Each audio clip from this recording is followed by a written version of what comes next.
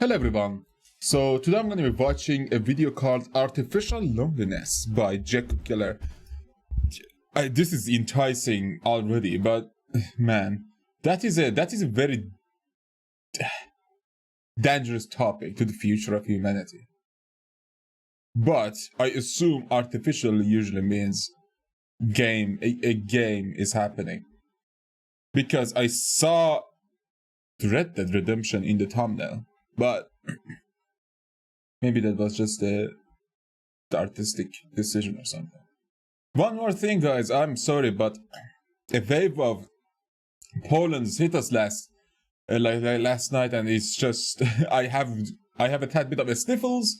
It's nothing crazy, but I might use a tissue and do some sneezes every now and then. I try to pause and don't let you guys hear anything, but just letting you know, I apologize in advance. Let's check this out. Artificial Loneliness. 3, 2, 1, go. Okay. Oh, I played it. Oh my god, it's a good game. I had played 80 hours of Red Dead Redemption 2 when I discovered the second half of the world. For weeks, I had lived Arthur Morgan's tale of growth and tragedy. I slept in camp with my friends, hunted game through lush forests. I trekked from mountain to swamp.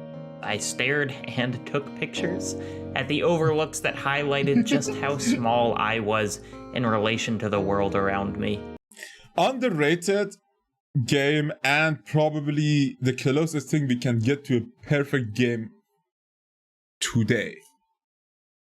Elden Ring comes to a very close second, but Red Dead Redemption 2, it's not my favorite game at all. I find it boring and very slow at times. I really love the multiplayer, but single player, I just finished it and couldn't really play anymore because I was like, oh my god, it takes it. But yeah, it's a really good game. It's well designed. I never could find anything that is wrong with the game itself. It's just so perfect. The visuals, the graphics, the optimization. Bro, the optimization alone. I have a 1080. And I play this on Ultra. It's so beautiful. Like, half the games today can't even reach that level of beauty. And that boggles me. Rockstar never fucking missed. Seriously. Holy shit. At the overlooks that highlighted just how small I was in relation to the world around me. It's America. Yeah. And in this world, I robbed trains and I helped strangers. I paged through gun catalogs. I bought new hats. Arthur Morgan's world is dense, and his work is never done. Any direction I picked, I would find opportunities to occupy myself. Bandits have taken over this homestead. This fella needs a ride into Delivering town. moonshines? That iguana will make some sweet gloves. There is a laundry list of valid issues people have with this game, but vanishingly few of those complaints are with the landscape itself. Every inch is lavished in detail, every individual aspect feels cohesive with the larger whole. The world feels... sexy. Okay, alive. I'm about the 10,000th writer to describe Red Dead 2's world as alive. That's one of those video game criticism words that's worth inspecting, though. What do we mean when we say a world is alive? We mean stuff is happening. Activity. The Witcher 3 is alive because all the trees sway at the same No, the world is alive because every NPC might have a story for you, and there are a decent chunk of NPCs around. time, and animals jump through the underbrush, and winds howling. Breath of the Wild is alive because it'll start raining and thundering and lightninging, and there are surprises around every Okay, is that a verb? Probably is. I'm just corner, stupid. and you can set everything on fire. Every game where you can just be minding your business and suddenly get attacked by a bear, that game is alive. Yes, that shit is it. alive. Bro, Far Cry Primal was good. It was short, but it was actually fucking good. I love that game. I wish they put more of a village simulation rather than tower fucking scanning of the radio beacons or something. That shit is so annoying. I don't want to climb anymore. Of course. Games are simulated environments governed by programmed laws, eminently predictable. For decades, we've run and jumped through basically static worlds. Yep. When something spontaneous happens, it kind of feels like a crack in the simulation, like the game's world has a mind of its own. You know, alive. And so, for good or ill, alive. A second. Sneeze. Yeah, that was a double sneeze. Oh my god, let's go. And so, for good or ill, open world games are now packed with this stuff. Assassin's Creed. You can't shake a stick without hitting something that shows you how alive the world is. It's, great. For dozens of hours, I lived the life of the world's busiest cowpoke. When I fell into bed at camp, I had likely spent the last few sleepless days shooting, skinning, eating, helping, hurting, haircutting. Frequently, I'd have long rides between true objectives, but even... I'm sorry, I'm just thinking about the thing he said again. Like, it's artificial loneliness causing the game's world to be alive. Like, imagine that. Because Red Dead's, you don't encounter that many NPCs in Red Dead as you do in Witcher. You do encounter so many story NPCs, but the world isn't necessarily alive as the stereotypical alive is. Like rain or random stuff. No. It's just decent events, the visuals, the lightning, the trees, the way snow moves, the way everything moves. The world feels real and alive. That's a very major difference in this game compared to something like Breath of the Wild.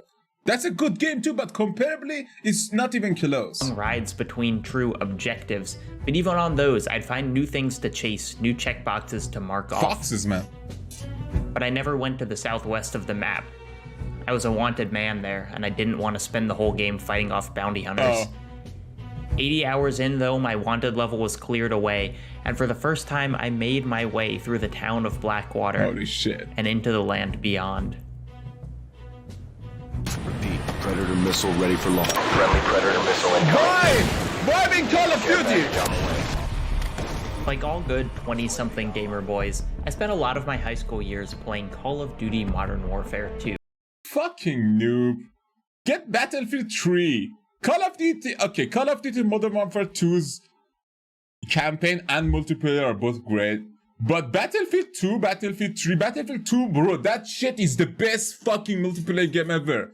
You can have tanks, you can have command, you can have artillery, fucking choppers, jets. What the? Back then, that shit was unreal. That was like Halo. But in PC, with good graphics, actually. To be fair, Halo has good graphics now, but goddammit, that was just triangle, like.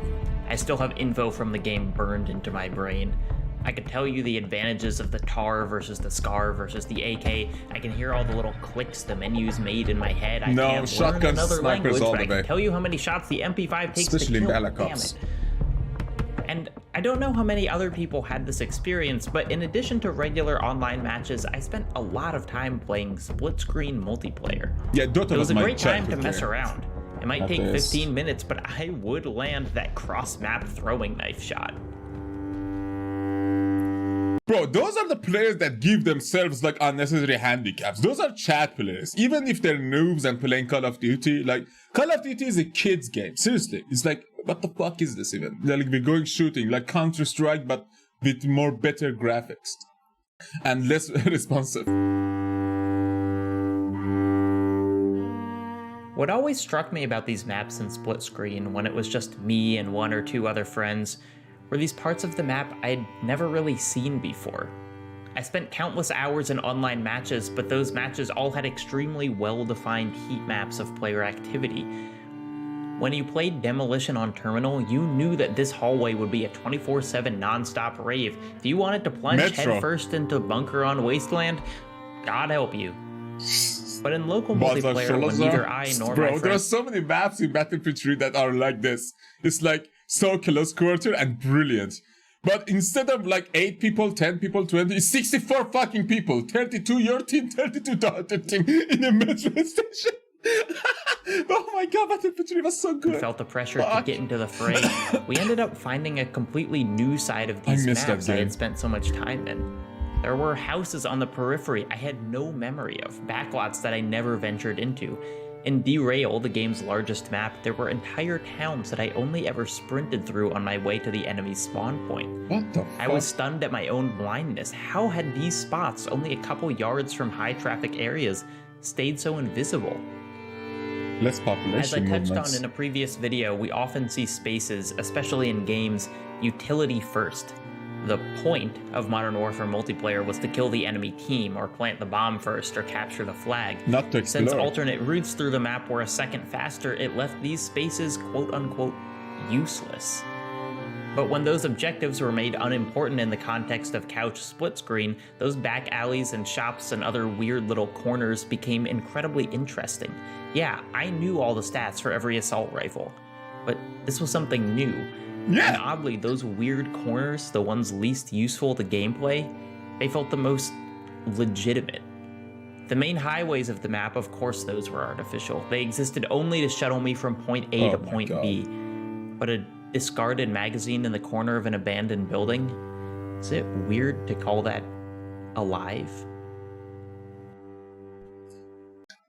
Okay, it depends. I would say some random loot on the ground is not really alive.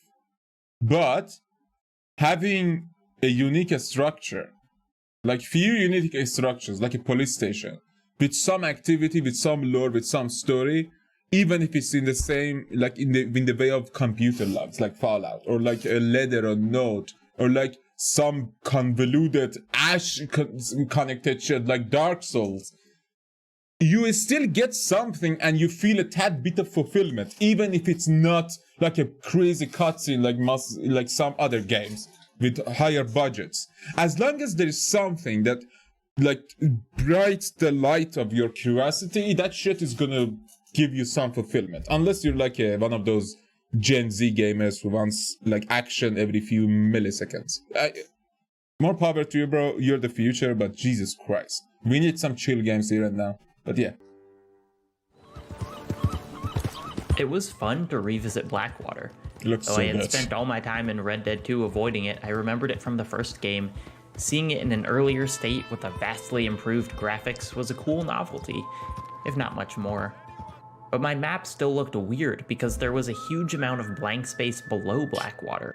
I had, for all It gets intents and bigger. purposes, beat the game. What was this landmass? So I rode. That's the best part. I rode south isn't from it? Blackwater, following. That's the best. I mean, that was the best part for Skyrim for me. Like the seeing that I'm doing the main quest, but after that, I'm gonna be fucking going to every town and talk to every NPC and see what's going on with these places. Because they're so mysterious. It's like, over there, where is that cave? What is that? I never been to that cave. Landmass. This shit is so real, though. So I rode. I rode south from Blackwater, following the train tracks. I rode and no one jumped out to ask a favor, and I wasn't accosted by any wild animals. Instead, I emerged from the dark, tense ride through a train tunnel and was quite literally dumbstruck by what was on the other side.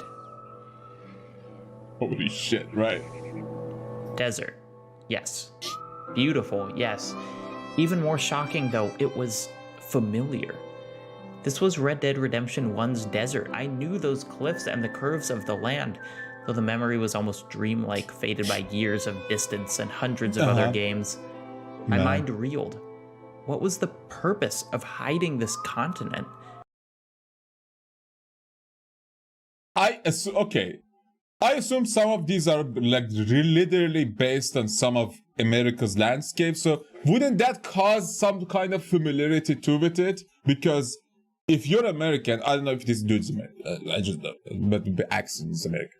I'm just saying, like that would cause some sort of more joy if you know this space from real life too, wouldn't it? I don't know, maybe I'm wrong, but this is just so beautiful, especially after a long dark, like, you know, railway. It's beautiful. A tunnel is just not good. That's why that expense make that fucking expense. That waiting makes it more beautiful. Sorry again. If you see oh my god, if you see pauses, there's a bug here. Sorry. If you see pauses, just unannounced pauses. What the fuck is with this bug? If you see unannounced pauses, it's because I'm sneezing. Sorry. Let's continue. When dozens of new quests awaited me, was this just the beginning of a grand new campaign? As it turns out, my mind reeled. What was the purpose of hiding this continent when dozens of new quests awaited me? Campaign Was and this DLC, just maybe? the beginning It of a could be the brand new DLC stuff, campaign? yes. And multiplayer. Like, so many of the buildings make sense in multiplayer. Because GTA's multiplayer is decent. It's still pay to win, but again, it is decent. But it is. It's you can play it and have some fun with your friends. But Red Dead's multiplayer kind of stopped giving it. They didn't give a shit about it as much. As it turns out, no. Instead, this half of the map turned out to be something much weirder. As I rode down the path I remembered to Armadillo, no bandits tackled me off my horse. The world was no less gorgeous. If anything, it was more so. But if we were to quantify the aliveness of the world as we defined earlier, it would be way down. Armadillo, as if to prove my point, was quite literally dying. In the past 7 years, it had reportedly been hit by scarlet fever, followed by typhus, followed by cholera.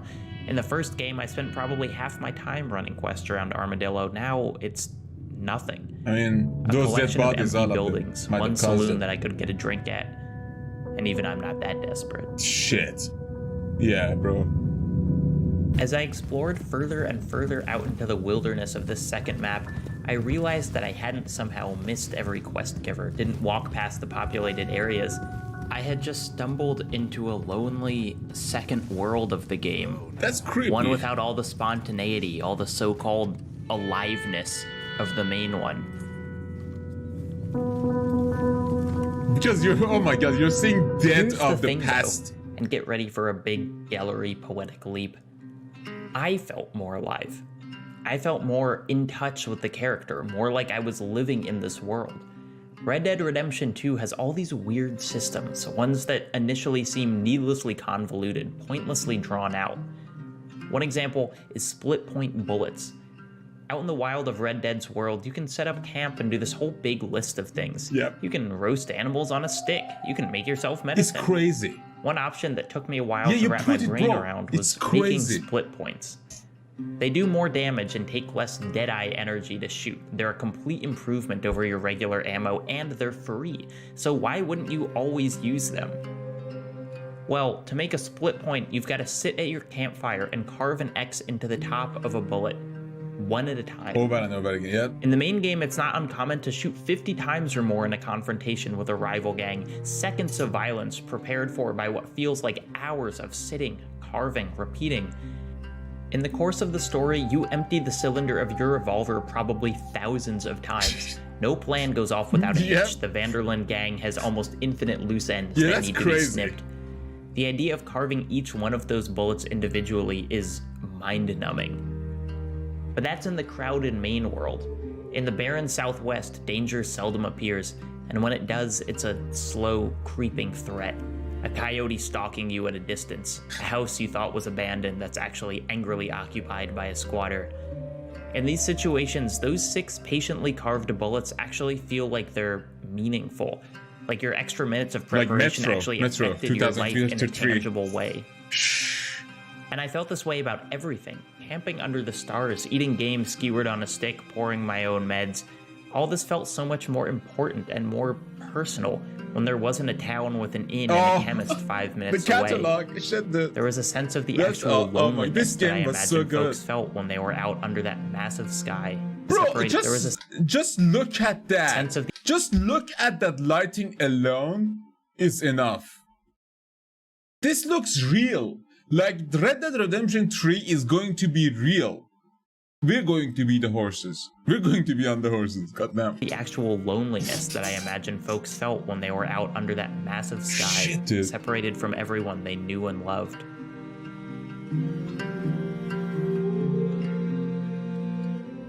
I don't need to. This is I'm a photo blind. by Aristotle Rufinus.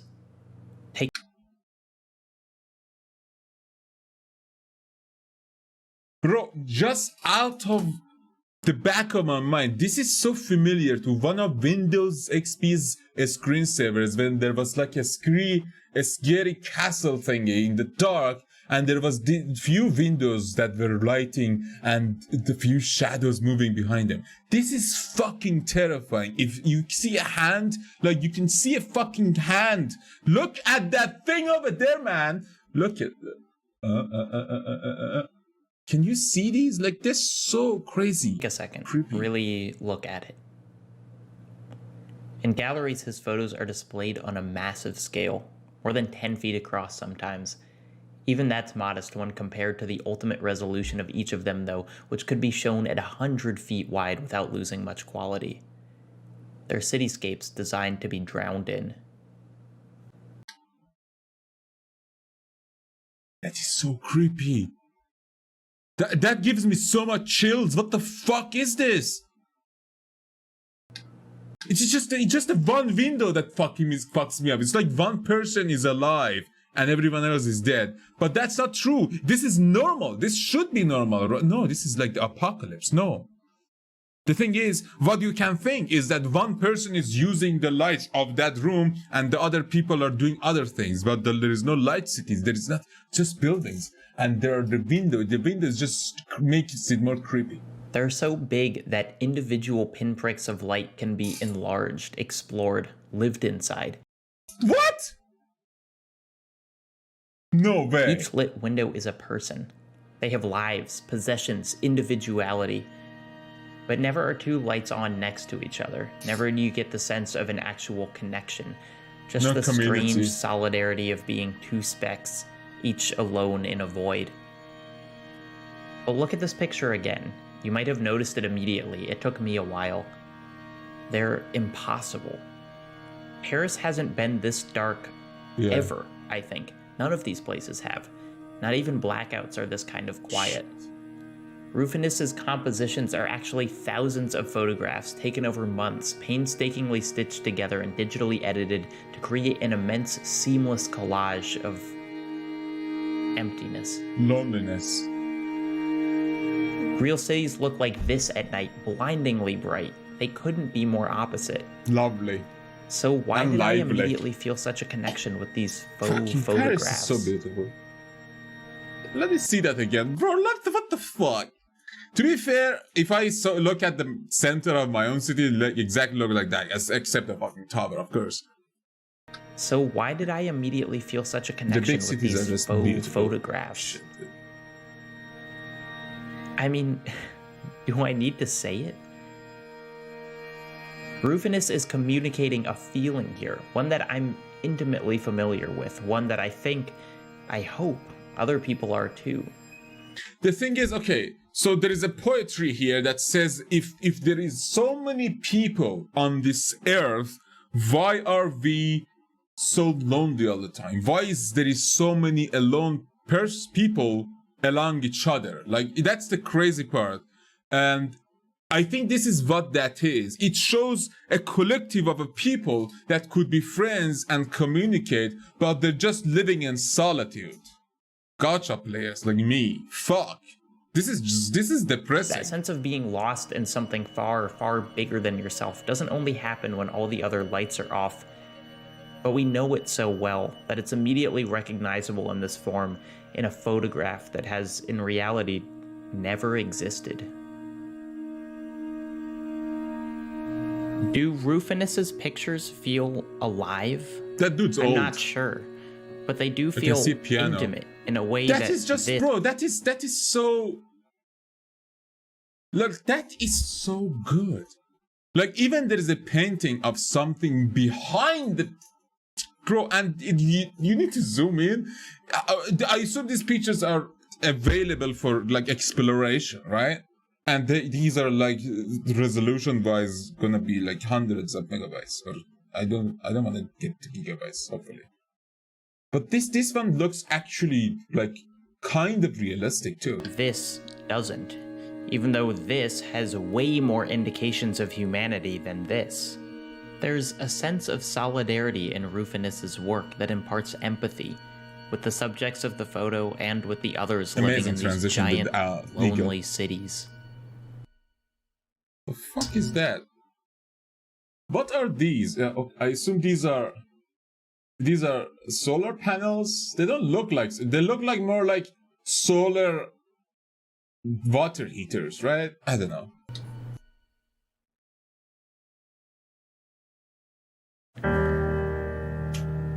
I think there's ultimately a pretty obvious answer to why all these things create this feeling, at least for me.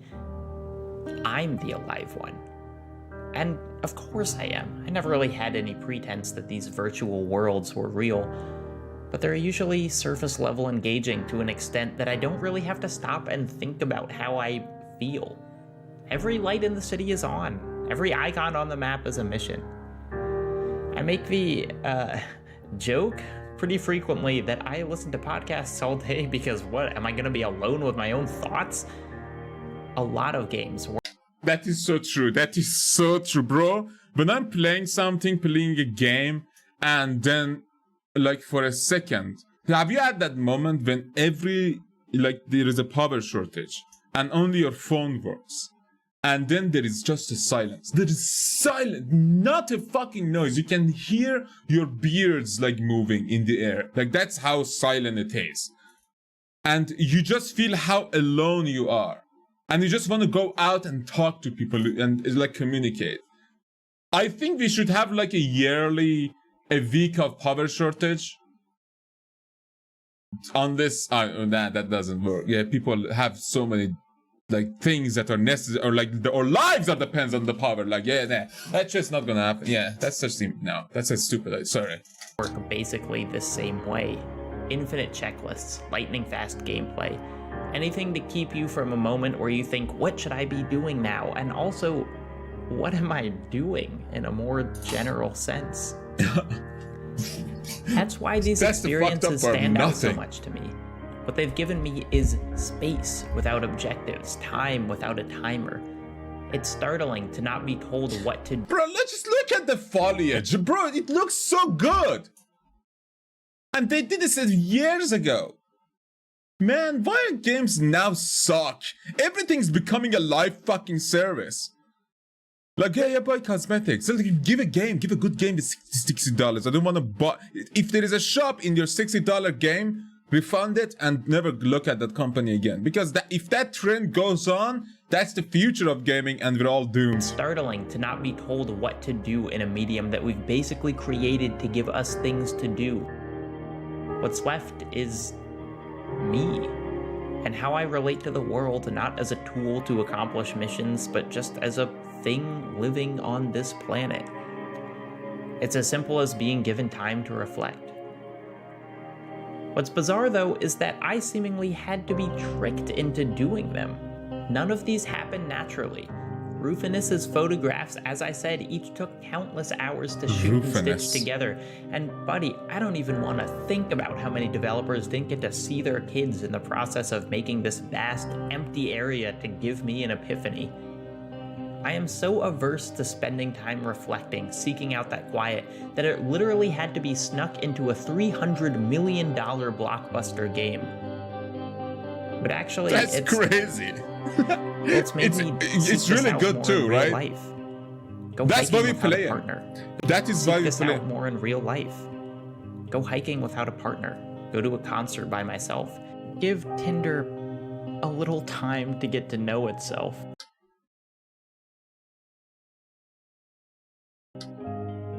Go to a concert by myself. Give Tinder a little... Okay. Is that Tinder? Tinder is how people meet.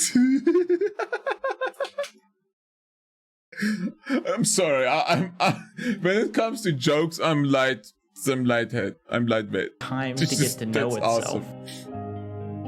Tinder. This video is called Artificial Loneliness, which I know sounds like 7 different kinds of negative, but I couldn't be more grateful for this kind of space and this lack of structure.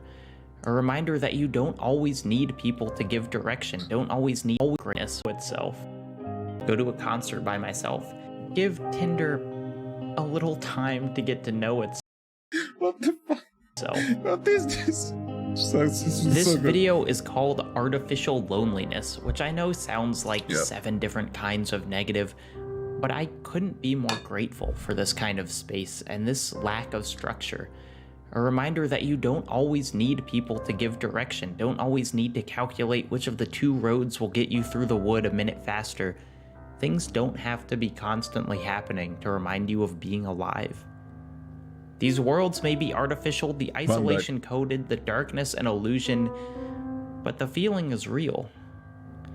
And the feeling is one I'm learning to welcome. Oh, that was awesome. Okay. I cannot now get the gist of it. Like, sometimes in games, you need that feeling of, okay, let's just, yeah, these credits need to be mentioned. But at Brian Cox?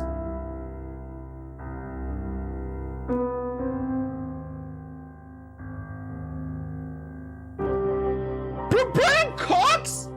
You know who that fucking is? That's that scientist that talks slowly and is like brilliant. It's like Daniel Freda of Lost. Bro, that dude is the best speecher in the world. If he's a Patreon, maybe I should be too. I can't afford that shit, seriously. But yeah, thanks for watching, everyone. If you enjoyed, please leave a like and subscribe. And no, okay. I didn't want to like lose any post-grade scenes. But yeah, I stand corrected. It's like what I thought this video was going to be is kind of different. I thought he's going to go toward the way gaming creates this isolation to us. But he went toward the way that developers, good game makers, create this artificial loneliness feeling that gives us a relaxed and escape toward something uncertain. But at the same time, it's not that either. Because he went into 3 different directions. Like, not all of them are about loneliness per se. It's about connection of society to it and how humans are social beings. So we kind of need that. We need our loneliness, but we kind of need that. That's why these pictures, that image of huge buildings, like those buildings, if they were real, were going to be like holding millions. Yeah, millions, seriously. Those are like skyscrapers. And the fact that there are like one light over there, one light over there, one light over there only shows some kind of apocalypse. But the fact that these are just the lights that are on shows the lack of connection, the lack of society. Just shows soulless people, soulless. I mean, a soulless city with few souls in it, you know? Something like that. That's why it's unsettling, because it's like a construct, not a construct. I mean, it's a construct of opposite like concepts, like a society, or like a soulless city with a soul or 2, or like a society with no social, with no sociality, like with no people in it, basically. Or maybe I'm just getting too hot. I'm literally burning here. The lights, and of course I need to sneeze again very soon. But yeah, thanks for watching, everyone, and see you all later.